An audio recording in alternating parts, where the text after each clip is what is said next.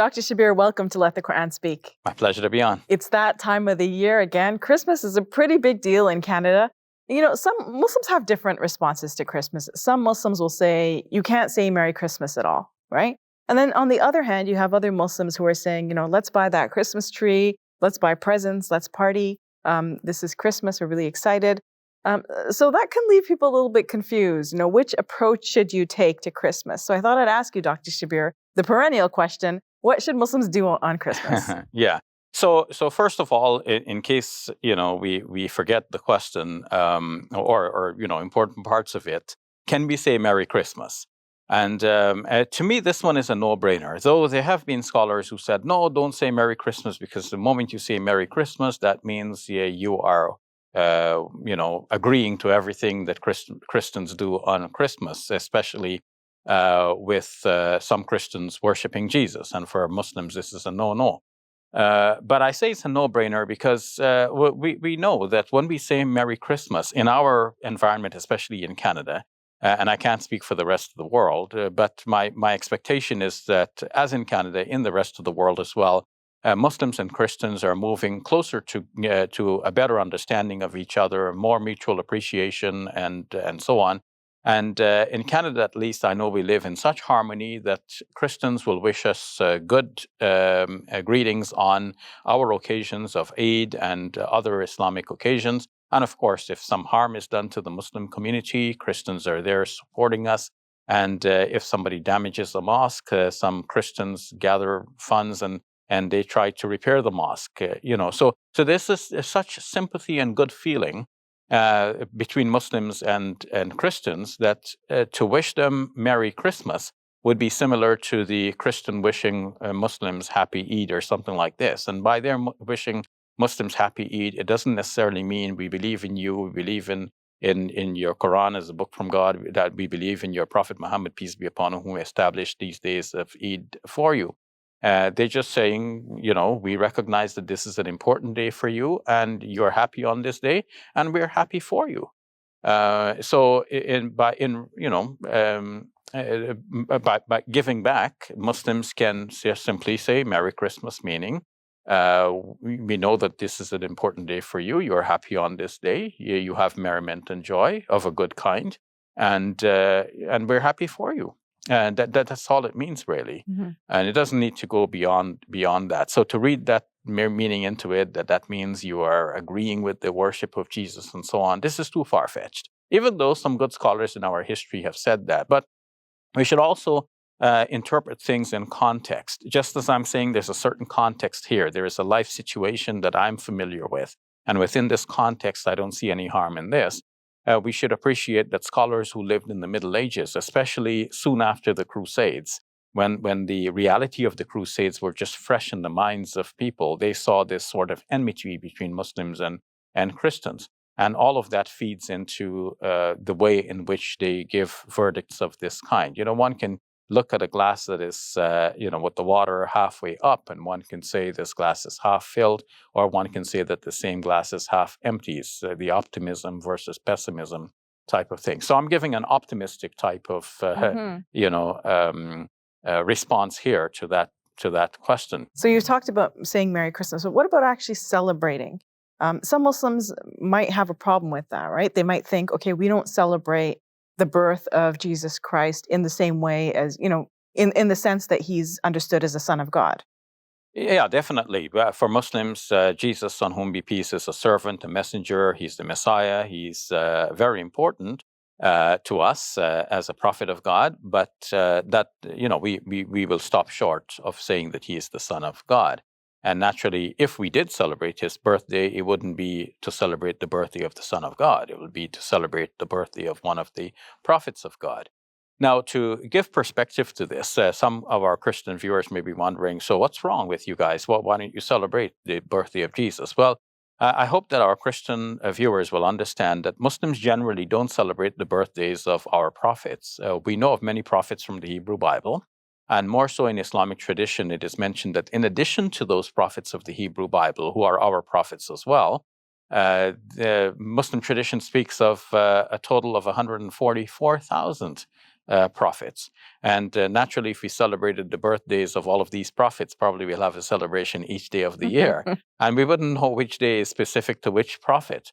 When it comes to the birthday of our Prophet Muhammad, on whom be peace, as most Muslims do not observe his birthday, especially those who look back towards the traditions that he established, because it was not established in his lifetime or in the lifetime of the first 3 generations of Muslims, whose lifetimes become definitive for later Muslim practice, that anyone celebrated his birthday. And in fact, even the date of his birth is not so precisely known. Though some Muslims have chosen the 12th of Rabiul Awwal based on some traditions, that's the Muslim month known as Rabiul Awwal, to celebrate his birthday. And in some Muslim majority countries, that day is even now declared to be a public holiday to give people a chance to celebrate that day. But some other Muslims say, no, this is a bid'ah and an innovation in our religion. We shouldn't celebrate the birthday of the Prophet Muhammad, peace be upon him. So you can see that with this background, Muslims will be even more reticent to celebrate the birthday of Jesus, on whom be peace. But those Muslims who celebrate the birthday of the Prophet Muhammad, peace be upon him, may be a step closer to thinking about whether or not we could celebrate the birthday of Jesus, on whom be peace. But then, too, we are faced with the old problem of when exactly was his birthday. And December 25th, though widely recognized as his birthday now, is acknowledged by historians to have been in the past the birthday of the sun god. And this was just conveniently chosen to be the celebration of the Son of God by Christians when they lived in an environment in which Roman religion was quite dominant. And when this was first done, there were Christian scholars who railed against it, but eventually the popular force dominated, and then this became a popular celebration.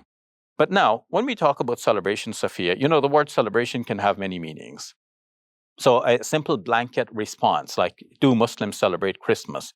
A simple no might encompass all of those meanings. Mm-hmm. So one meaning is a kind of ritual practice that is done, let's say, in a church or mosque setting. That's called a celebration, like we celebrate Eid by having a prayer in our mosque. Mm-hmm. Christians celebrate by having a mass in their church. But celebration could have other meanings. Like, for example, when somebody says, we celebrated our wedding anniversary by having a dinner together. So celebration in this dictionary sense means something like having some attention to the day, acknowledging the day as having some importance. So if we did something like, let's say we had a family dinner, if somebody says, what did you do for the holidays? So we say, okay, we had a family dinner. That's the same as somebody saying, what did you do for Christmas? So the answer could be, well, we had a family dinner on Christmas, even though we are Muslims. And generally, we don't celebrate other aspects of Christmas. Nonetheless, because it's a holiday and we're all at home, we use this occasion to get together as a family, which is a Muslim thing, and I'm sure that's a Christian thing as well. And while Christians were having their Christmas dinner, we were just having a similar nice family dinner on the day of Christmas. So putting the matter in this way would show affinity between Muslims and Christians, would show the similarity of our family structures and our basic human instincts.